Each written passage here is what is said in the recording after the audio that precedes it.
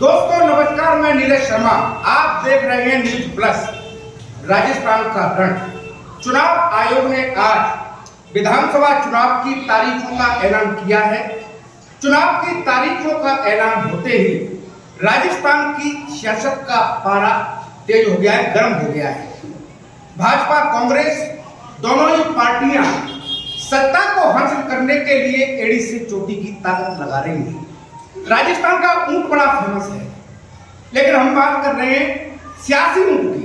इस बार जो राजस्थान की सियासत का सियासी ऊंट है वो किस करवट बैठेगा, या हर बार की तरह कांग्रेस भाजपा या भाजपा कांग्रेस रहेगी, या जादूगर की जादूगरी चलेगी, या भाजपा सत्ता में वापसी करेगी। इस तमाम मुद्दों के साथ चर्चा के लिए हमारे साथ हैं कांग्रेस भाजपा के संगठन पदाधिकारी। सीधे चलते हैं बिना भूमिका के साथ। हमारे साथ हैं भाजपा के मंडल अध्यक्ष रामदास बघेल जी। आज 41 टिकटों का ऐलान किया है भाजपा ने, सांसद भी है जिसमें। कैसा प्रदर्शन रहेगा भाजपा का?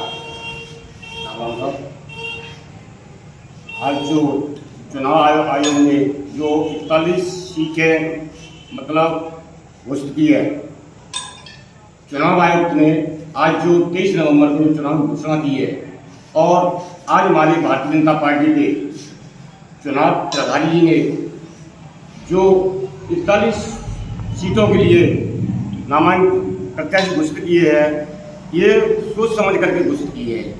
ये 41 सीटें ऐसी हैं जहाँ से हमारे प्रत्याशी हमेशा जीतते आए हैं। आज भी हमारे प्रभारी जी ने आज जो 41 सीटें प्रत्याशियों की घोषित की हैं, उनमें जो हमारे जो दिग्गज नेता हैं, सांसद हैं, सभी जातियों को लेकर के सामंजस्य बिठा करके और इन टिकटों का बंटवारा किया है। लेकिन सर, मैं एक बात पूछना चाहूंगा कि सांसदों को टिकट दिया है, इसका मतलब बीजेपी कहीं ना कहीं अपने को कमजोर महसूस कर रही है? नहीं, ऐसी कोई बात नहीं है। हमारी पार्टी ने जो सांसदों को टिकट दिए हैं, सांसदों की अच्छी भूमिका है, प्रदेश में अच्छी भूमिका निभा रहे हैं, उसके लिए हमारे जो चुनाव के प्रभारी हैं उन्होंने उनको टिकट दी है।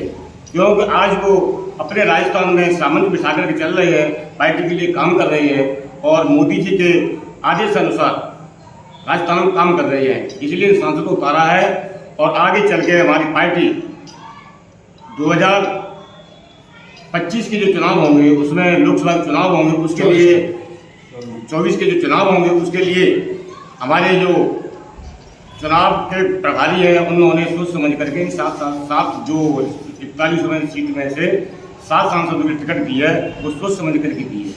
हाल ही में सर राजस्थान में पीएम मोदी जी की सभा हुई थी। सीएम का अभी तक कोई चेहरा नहीं राजस्थान में घोषित किया गया है। दावेदार सीएम के बहुत सारे माने जा रहे हैं। पूर्व मुख्यमंत्री उसमें वसुंधरा भी है, गजेंद्र सिंह शेखावत भी है, राजेंद्र राठौर भी है, सतीश पूनिया भी है, अन्य और लोग भी हैं। तो आप क्या देखते हैं कि आपकी पार्टी की तरफ से सीएम का फेस कौन होगा? जिस प्रकार पत्रकार मोदी जी आपने जो कहा है कि मोदी जी ने राजस्थान में एक मिशन रखा है, सिर्फ कमल का फूल, कमल के फूल पर ही चुनाव होगा। न किसी व्यक्ति का नाम लेकर के, न किसी विधायक का नाम लेकर के, जो पुराने हमारे सीएम साहब हैं, मुख्यमंत्री जी है, उनका नाम न लेकर के, और भी जो हमारे को कद्दावर नेता है, किसी का नाम न लेकर के, अपना सीधा सीधा कमल के फूल पर ही सिंबल पर चुनाव हो रहा है। और आगे जो हमारे विधायक दल की जो बैठक होगी, उसमें अपना सामंजस्य बिठा करके उसमें विधायक दल का नेता बनाएंगे, उसी में से हम अपना मुख्यमंत्री बनाएंगे। और हमारी जो जनता के लिए जो अपील है, जो को भी, और पार्टी कार्यकर्ताओं के लिए जो अपील है कि जो कोई भी कमल का फूल लेकर के आएगा, उस पर ही हम वोटिंग करेंगे। हमारे साथ कांग्रेस के पूर्व ब्लॉक अध्यक्ष हैं श्री शर्मा जी। सर, फूट भाजपा में तो कांग्रेस में भी है, गहलोत गुट, पायलट गुट, इधर कौन रहेगा सीएम का चेहरा? सीएम का चेहरा चुनाव होने के बाद में विधायक दल की बैठक में तय होगा, और जो आलाकमान वहाँ से तय करेगा। हमेशा कांग्रेस में एक प्रॉपर्टी रही है, हमारा जो कांग्रेस का आलाकमान है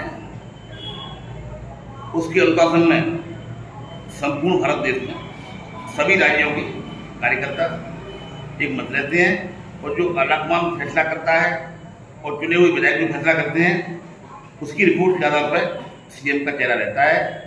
किसी भी चुनाव में कोई आज तक चेहरा कांग्रेस ने नहीं किया। जैसा कि आज 41 प्रत्याशियों की सूची भाजपा ने जारी की है, कांग्रेस कैसे पिछड़ रही है?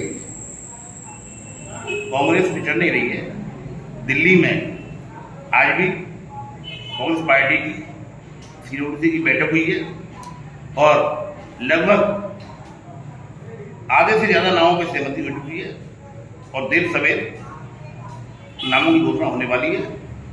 ज्यादा इंतजार नहीं करना है। आपको क्या लगता है इस बार कांग्रेस की वापसी होगी कि पुनः आपकी सत्ता जाएगी? बिल्कुल कांग्रेस की वापसी इसलिए होगी,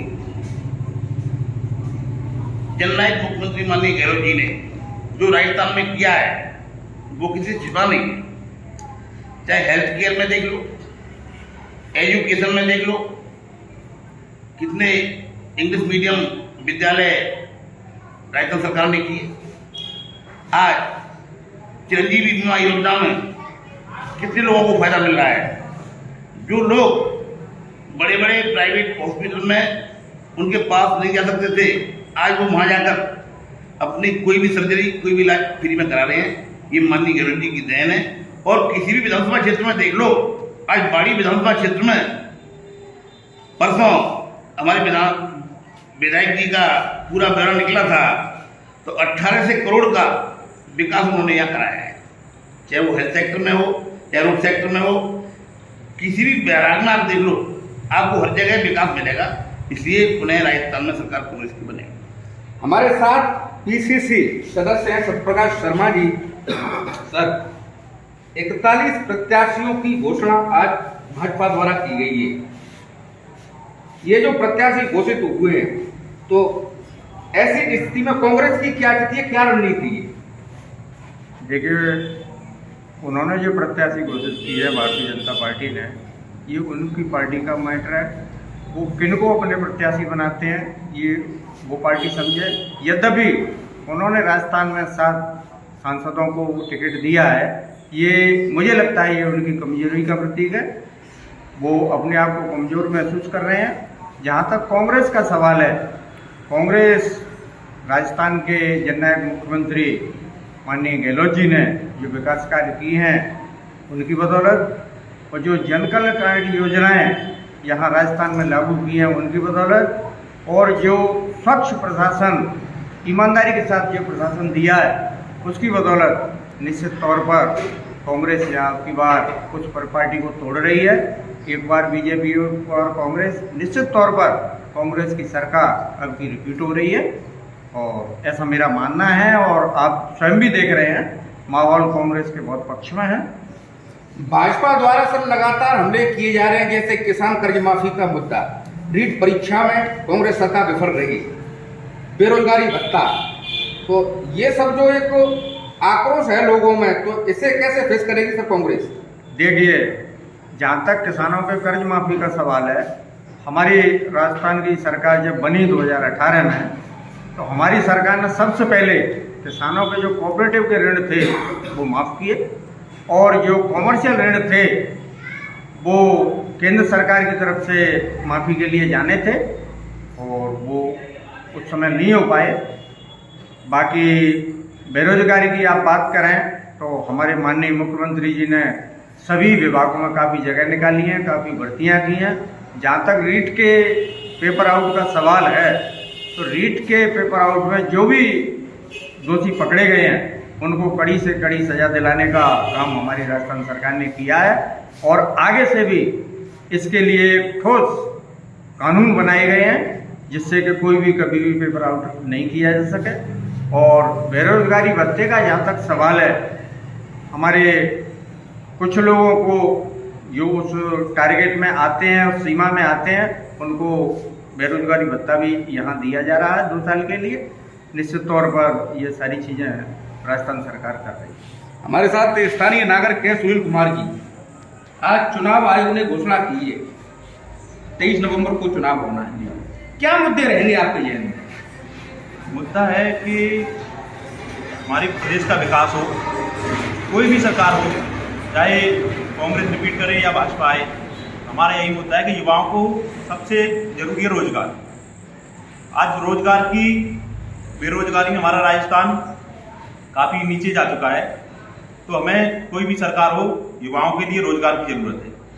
हमें किसी भी मुद्दे पर लड़ना नहीं है, चाहे कांग्रेस पार्टी हो या बीजेपी हो। और हम दोनों पार्टियों से यही चाहते हैं कि युवाओं को ज़्यादातर मौका दें। जो आज बीजेपी ने पुराने सांसदों को उतारा है, तो मेरे ख्याल से ये बहुत ही गलत है। हमारी युवा पीढ़ी, आज की युवा पीढ़ी बहुत कुछ करना चाहती है। हमारे माननीय नरेंद्र मोदी जी कहते हैं कि युवाओं के काफ़ी मौके देना चाहते हैं, मगर फिर भी उन्होंने सांसदों को उतारा है, तो ये बहुत ही गलत है। हम दोनों ही पार्टियों से कहना चाहते हैं, चाहे वो कांग्रेस हो या बीजेपी हो, ज़्यादा से ज़्यादा युवाओं को मौका दें, ताकि उन्हें भी कुछ करने के लिए मिले, वो युवाओं के बारे में सोचें। बस हम तो यही चाहते हैं। विगत 5 साल का जो कांग्रेस का शासन रहा है, बुनियादी जो ढांचा है सूबे का, राजस्थान प्रदेश का, आमजन की बुनियादी क्या समस्याएं, सड़क, बिजली, पानी, शिक्षा, चिकित्सा, महंगाई, बेरोजगारी, किसानों की समस्या, राजस्थान सरकार इन मुद्दों पर कितना खरी उतरी है? इस पर राजस्थान सरकार ने काफ़ी कुछ किया। माननीय गहलोत जी ने, हम जो उन्होंने किया है, वो चाहे बिजली की हो, चाहे रोड की प्रॉब्लम हो, सड़क की प्रॉब्लम हो, रोजगार भी दिए हैं, मगर कुछ कामों में विफल भी रही है। रीट की परीक्षाएं 2-3 बार पेपर लीक हो गए, तो उसमें काफ़ी युवाओं को ठेस पहुंची है।